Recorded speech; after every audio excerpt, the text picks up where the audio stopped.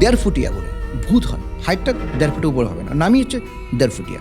উনি বল 3-4 মাস দিয়ে ঘটনা চলছে আমাদের, বিশ্বাস করবেন না, যার সঙ্গে হয় সে ফিল করবে। মানে অদ্ভুত ধরনের নতুন ফ্ল্যাট নিয়েছে, প্রত্যেকটা দেওয়ালে নখের আঁচড় হয় না, প্রত্যেকটা দেওয়ালে নখের আঁচড়। বলছে দাদা এ হচ্ছে আমার মেয়ের আর জামাই বেডরুম, এখান থেকে নেগেটিভ শুরু। একটা খাটের অনুমান কত হতে পারে? এই খাটটাকে এক হাতে তুলে দেয়। সাধারণত এইসব খাট এক সাইড তুলতে গেলে 3-4 লোক লাগবে। এই যে আমি রাত্রে ঘুমাবো না, পুরো খাটটা না এইভাবে খালি ঘুরবে। ওরা কিন্তু বাড়ি কিন্তু শিফট করেছে, কিন্তু 1.5 ফুটিয়া ভূত হলে যেখানে যাবেন ও সেখানেই আপনার সঙ্গে যাবে।